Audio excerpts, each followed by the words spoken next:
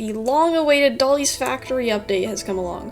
Well, the first ever Dolly's Factory update, ever, actually, adding the new plush Queenie, and some objectionable balancing changes, but that's not what we're going to talk about today. We're talking about the lore. So, how much lore did the update add exactly? Well, none. But that's alright, because I've scraped everything together I can, and a mod in the Dolly's Factory Discord server just dropped a few pieces of new information. So I have here combined everything we know so far. So hey guys, gals, and pals, my name's Alex, and I'm your professional yapper for today. If any poor confused souls have found this video and don't know anything about Dolly's Factory, I'm going to explain it real quick. So for the folks who don't want to stick around for that, here's the timestamp to skip to. Dolly's Factory is a horror survival game inspired by Dead by Daylight, Forsaken, and Dandy's World. It takes place in a huge underground factory where you and your friends play as a cast of plushies and fix plushie machines to get to the next zone, while avoiding these messed up evil versions of the plushies called rejects. You earn Dolly bucks from this all, which you can use to buy more plushies or charms, which boost certain aspects of your gameplay like speed or how fast you fix the machines. We don't actually see Dolly during the runtime of the game yet, as her reject form has been hinted at but not added yet. But we do see her assistant Dexter on even zones, selling items to the plushies to help them survive in exchange for stuffing samples we pick up around the map from rejects. So, we know we're assumedly in Dolly's Factory, as the name of the game would suggest, but that's about as much as we know about the raw setting so far. Time-wise, we can only speculate, as so far the exact timeline we're in hasn't been revealed to us. But I do have a pretty strong theory. The aesthetic of the factory and the game feel very reminiscent of the mid to late 2000s / early 2010s. Dolly herself actually looks really similar to a Lalaloopsy doll.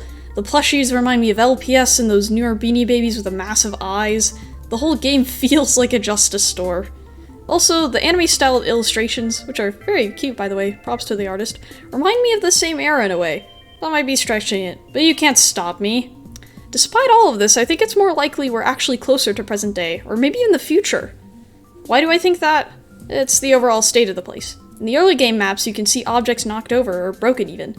It looks aesthetically to be in a state of disrepair. This could actually be chalked up to rejects running around, maybe a bit of a scuffle happened here when everything went haywire, but Coda's map is pretty strong proof it's been a while since the factory was being maintained. There are trees, ivy, and grass growing here all over, and it takes a little bit for trees to grow. Back to what's actually going on here, though.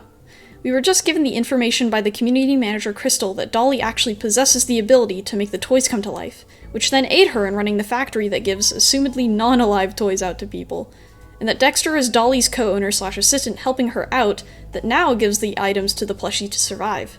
Crystal also gives us some answers to our questions on the whole reject thing.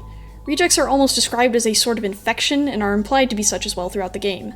The tutorial also says that they weren't born this way, that they were made, which may lead us to pin all of this on the only one who knows how to magically make toys come to life. But surprisingly, Crystal confirmed Dolly doesn't even know this is happening to her factory. Only Dexter does, but conceals this knowledge from Dolly to keep her from worrying. I did pose the idea that maybe the person or entity behind the rejects used to work with Dolly and Dexter, and that perhaps something went wrong and they used the information they learned partnering with the two to turn against them. But Crystal replied to me saying that Dolly and Dexter, quote, don't know who it even is. And since I'm almost certain it's not the plushies, I don't think we've met them yet. But it seems purposeful what they've done. A clock can be found in the early game map with the words written on a wall around them. Time to die. This along with the tutorial saying that they were made sends a pretty clear message. This wasn't an accident. But why? Was it someone or some entity that had some gripes with Dolly's practices of bringing toys to life? Maybe it was a rival company that was outcompeted by the magic Dolly possesses. Was it something going on behind the scenes someone didn't like? Well, to be truthful, I couldn't say. We don't have much content right now. We can only speculate for the time being, but I do have some other things I want to talk about. One of the questions is how hasn't she found out about all this yet? And what exactly is Dolly? Dolly's appearance herself looks a bit ambiguous. She has no obvious features that tells us she's a plush, but no obvious way to tell she's a human either, because we haven't really seen confirmed humans in Dolly's factory yet. If she's a human, what are the implications of the reject disease being able to affect and transform people?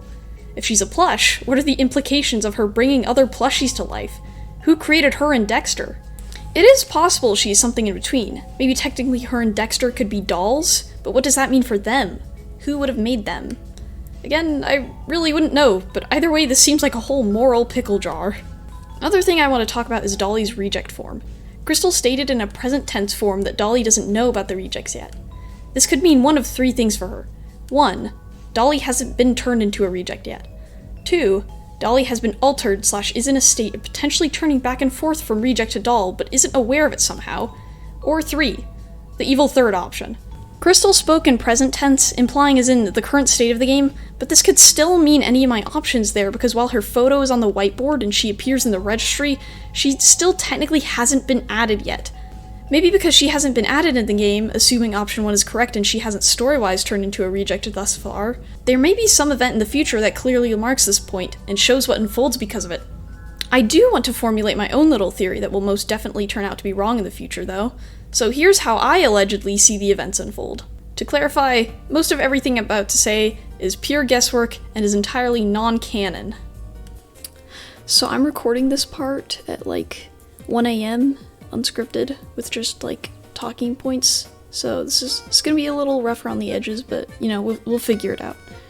So the idea that I had is that Dolly initially finds this kind of pink substance, either like a crystal or a powder or some sort, like a natural resource that's like magical, and she uses this in the plushie machines to make the plushies come alive. I got this idea from like how the machines kind of have a pink fog smoke above them. I know it's just like a visual cue in-game, but I thought it'd be fun to do something with that. Dexter teams up with Dolly in this venture, being the most resourceful and technical one of the two. He probably made all the mechanisms work. He probably helped Dolly figure out most of the technical parts of her factory. In my theory, I'd imagine that Dolly's hands-off with most of the factory, leaving Dexter to do most of the heavy lifting and maintenance stuff. And because of this, like, parts of the factory are in disarray. And that's kind of why Coda's map is overgrown, I guess, because I actually can't fit the whole "this is past the 2010s" point I made earlier in the video into this, because it just doesn't make sense with the timeline. I feel like that's a plot hole. But anyways, like a competing rival entity or corporation like doesn't like what Dolly and Dexter are doing, probably because they are obviously outperforming them, because I mean they literally have magic. You can't argue with that. The business with magic is gonna win. So the rival entity creates the rejects with the purpose to take over Dolly's factory and shut it down permanently so they can be the top competitor. But the way they do this is bad. It's not good. They engineer the rainbow rejects substance that kind of like takes over the plushies. It's kind of like their blood. It's leaking from their mouth and stuff. And it like slowly dements them, and it turns their stuffing black, causing them to leave the stuffing samples we see now behind around the maps. This substance like spreads to others easily, and like it quickly overcomes them like a virus, like an infection. It's literally a zombie AU. So the rejects are here, but Dexter doesn't want Dolly to find out about this. He's like reasonably concerned. This is canon. He doesn't want Dolly to be the same type of concerned. So in my theory, eventually Dolly being away from the factory, kind of being a hands-off person in the whole ordeal, she's kind of confused why Dexter is seeming a bit tense, maybe not sharing as much about the state of the factory. And do you know how Dexter is sad? You know why he's sad? There's a lore reason to that. It was hinted at by the mods that there was a lore reason to why Dexter was sad. In my theory, that's because when Dolly came to investigate, she turned into a reject. And so now he's just kind of stuck here. He doesn't know what to do. He'll figure it out, probably. That kind of sets up the game, like why we're in the game, because the reason the player plushies are fixing the machines is to help create more plushies to stop whatever force made the rejects, and potentially reverse the effects and save Dolly's factory, and or Dolly. And that's my spiel. So this video took a crazy amount of time. Thanks for sticking it through to the end. This is my first time editing or doing like anything to this scale. I've never made like a 10-minute video. It's hard. But that's pretty much all I have to say for now. So, bye!